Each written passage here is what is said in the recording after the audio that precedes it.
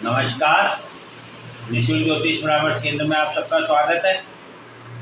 आज दिनांक 27 अक्टूबर 2024 रविवार। मेरा मोबाइल नंबर 8005817305। आप लोगों की कोई भी समस्या हो तो आप व्हाट्सएप पर अपनी समस्या, अपना नाम, अपना जन्म स्थान, जन्म समय, जन्म दिनांक लिखकर भेज सकते हैं। समय मिलने पर आपका नंबर आने पर व्हाट्सएप पर आपको जवाब दे दिया जाएगा। जैसा कि हमारा कुंडली अध्ययन में नक्षत्रों में विचार चल रहा है, हमने जाना कुल 27 नक्षत्र है। एक नक्षत्र में 4 चरण होते हैं, तो कुल 27 × 4 करेंगे तो 108 चरण बनते हैं। ये हमारे माला फेरने वाली जो मणियों की माला होती है, उसमें 108 मणियों का ये बहुत बड़ा महत्व है। इसके साथ यदि 12 राशियां होती है, हमारे 12 भाव होते हैं कुंडली में, एक भाव में 9 चरण आते हैं, तो 12 × 9 करेंगे तब भी 108 आता है। इस प्रकार से ये 108 का जो महत्व है ये आज आपको जानने को प्राप्त हुआ। और 108 का यदि हम टोटल करेंगे, योग करेंगे, तो 9 आएगा। और 9 का हमारे जीवन में बहुत बड़ा महत्व है। जैसा कि हमने कुंडली अध्ययन में काल पुरुष की कुंडली का पहला भाव जाना, मेष राशि, ऊर्जा, अर्थात प्रकृति यदि है तो वह केवल मात्र ऊर्जा के आधार पर है। ऊर्जा से ही सृजित हो रही है, ऊर्जा से ही सृजन होता है, ऊर्जा से ही विनाश होता है, ऊर्जा का ही अंत होता है और ऊर्जा में ही समायोजित हो जाता है। इस प्रकार 9 नंबर मंगल को प्राप्त है अंक ज्योतिष के अनुसार, तो 9 का बड़ा महत्व है। हमने 4 चरण, 4 नक्षत्रों के बारे में जान लिया था। पहली मेष राशि में 2 नक्षत्र आते हैं जिनके 4 चरण हैं, और एक चरण वृष राशि में आता है। वृष राशि में एक चरण उसका जाना और 2 नक्षत्र हमने वृष राशि के जाने। इस प्रकार से हमने 4 नक्षत्रों का अध्ययन किया। आज हम 5वां नक्षत्र ले रहे हैं, जो कि वृषभ राशि में 2 चरण शेष रह जाते हैं। क्यों? क्योंकि एक चरण वृषभ राशि में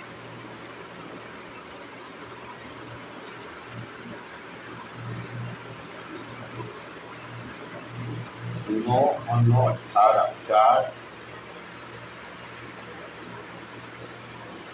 8, तो ये मृगशिरा नक्षत्र जो है, इसके 2 चरण वृषभ में हैं और 2 चरण मिथुन में आते हैं।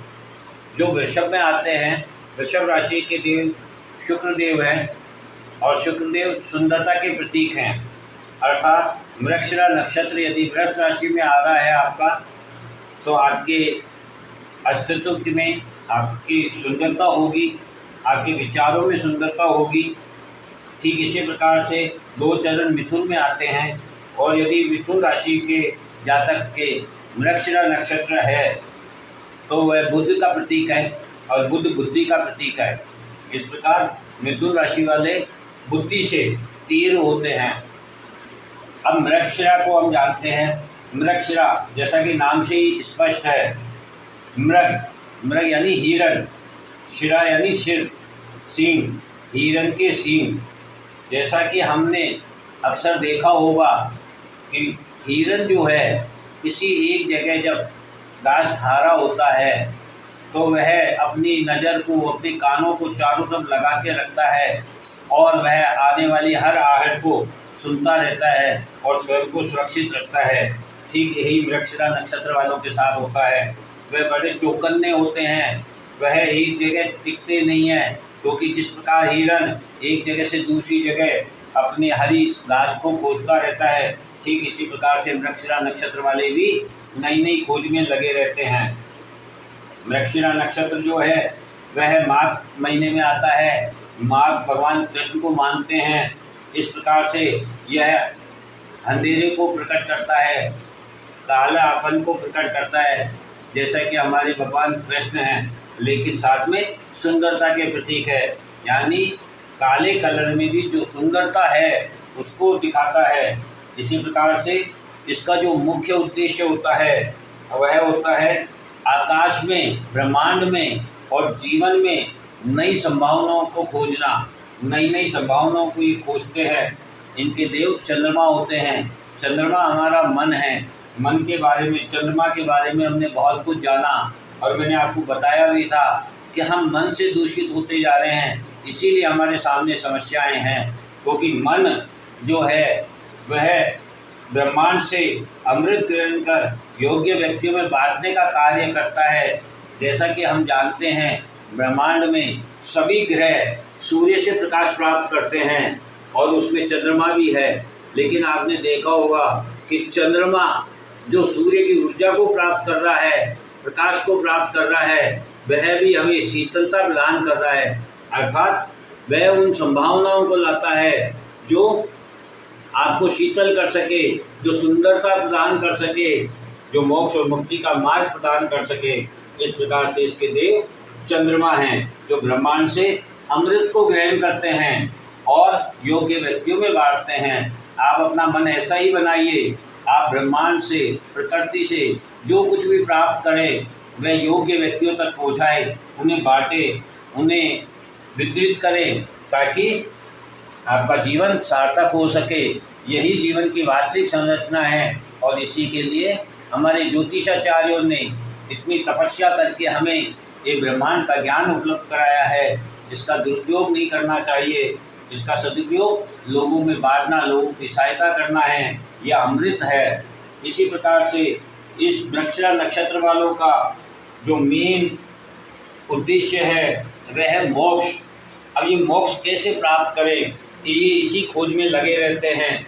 ये भौतिक और आध्यात्मिक दोनों खोज में मुक्ति के लिए प्रयासरत होते हैं। ये भौतिकतावाद में बंधन में नहीं बनते हैं, ये आध्यात्म में भी बंधन में नहीं बनते हैं, और ये उससे मुक्ति का मार्ग प्रशस्त करने का प्रयत्न करते हैं। ये बहुत खूबसूरत वृक्षरा नक्षत्रों की खूबसूरती है। ये नई यात्रा की शुरुआत है। यहीं से कलयुग की शुरुआत हुई थी, वृक्षरा नक्षत्र से ही। क्यों? क्योंकि जीवन की यात्रा शुरू और अंत दोनों वृक्षरा नक्षत्र से ही है। इसलिए जब तक किसी चीज़ का अंत नहीं होगा तो नई शुरुआत नहीं हो सकती, और जिस चीज़ की प्रकृति में शुरुआत है उसके अंत निश्चित है। इसलिए ये समझना बहुत ज़रूरी है कि हमारा ये जीवन निश्चित रूप से एक दिन मृत्यु के लिए है। मृत्यु निश्चित है, जन्म फिर भी निश्चित नहीं है। अतः हमें मुक्ति के लिए कार्य करना चाहिए। वृक्षरा नक्षत्र वाले हमेशा एक नई यात्रा की शुरुआत करते हैं, इसीलिए ये किसी एक कार्य को लगातार नियमित रूप से नहीं कर पाते हैं और समय समय पर कार्य बदलते रहते हैं, क्योंकि इन्हें ज्ञात और अज्ञात चीज़ों को खोजने में बड़ा आनंद प्राप्त होता है। ये इसी के उद्देश्य के लिए बने हैं। ये सभी उन चीज़ों को जो हमें ज्ञात है और जो हमें अज्ञात है, जो हमें नहीं मालूम है, ये उसकी भी खोज करते रहते हैं। इस प्रकार से वृक्षरा नक्षत्र बड़ा ही खूबसूरत है। चंद्रमा के बाद बुद्धि है और चंद्रमा मन है। दुनिया में बदलाव लाता है आपका बुद्धि, आपका तर्की दुनिया में, विचारों में, सोच में परिवर्तन ला सकता है, बदलाव ला सकता है। इसीलिए बुद्धि के बिना ब्रह्मांड की यात्रा शुरू नहीं होती है, क्योंकि बिना बुद्धि के आप ब्रह्मांड को जान नहीं सकते, समझ नहीं सकते। इसलिए बुद्धि का बड़ा महत्व है। जब ये मिथुन राशि में होता है तो बुध इसका स्वामी होता है मिथुन राशि का, और चंद्रमा इसका देव है। इसलिए चंद्रमा और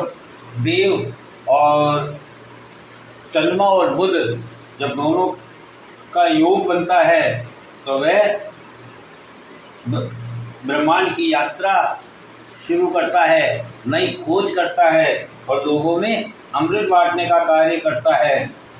वृष राशि में आंतरिक और बाहरी भौतिकता में खोज करता है व्यक्ति। जब किसी व्यक्ति का, किसी जातक का वृक्षरा नक्षत्र वृषभ राशि में हो तो वह व्यक्ति आंतरिक और बाहरी भौतिकता में खोज करता है। सक्रियता की सीमा जब उसकी पार हो जाती है तो वह निष्क्रिय हो जाता है और निष्क्रिय होकर फिर भीतर की यात्रा शुरू करता है। अर्थात वृष राशि वाले पहले बाहरी आवरण में खोते हैं, पैसा अब उद्देश्य बना लेते हैं, जीवन को सार्थक करना उद्देश्य बना लेते हैं, इसीलिए वे बंधन में बन जाते हैं। और बंधन में बंध करके जब वे निष्क्रिय हो जाते हैं तब उन्हें एहसास होता है कि मैंने अपनी जीवन यात्रा को व्यर्थ कर दिया है। तब वह बंधन से मुक्त होकर के स्वयं के भीतर की यात्रा शुरू करते हैं और फिर वह मोक्ष और मुक्ति का मार्ग प्रशस्त करते हैं। इस प्रकार से मिथुन में जब मृगशिरा नक्षत्र के 2 चरण होते हैं तो बुध, जो कि बुद्धि के कारक ग्रह है, मिथुन राशि के स्वामी हैं, वह कुछ भी करने की क्षमता रखते हैं। बुध राजकुमार है, ब्रह्मांड में जबरदस्त उनमें उत्साह होता है, करने की क्षमता होती है, जैसे एक बालक में करने की, युवा बालक में करने की क्षमता होती है, नई नई चीज़ों को खोजने की क्षमता होती है। इसी प्रकार से मिथुन राशि के जातक जिनका मृगशिरा नक्षत्र है वह भीतर की खोज करते हैं और भौतिकता से मुक्ति प्राप्त करते हैं, वह भौतिकता में नहीं फंसते हैं। वृष राशि वाले भौतिकता के बाद भीतर की खोज करते हैं, जबकि मिथुन राशि वाले शुरू से ही हर चीज में भीतरता की खोज करते हैं, वे बाहरी आवरण से आकर्षित नहीं होते हैं। इस प्रकार से ये मृगशिरा नक्षत्र हमारे जीवन में कार्य करता है।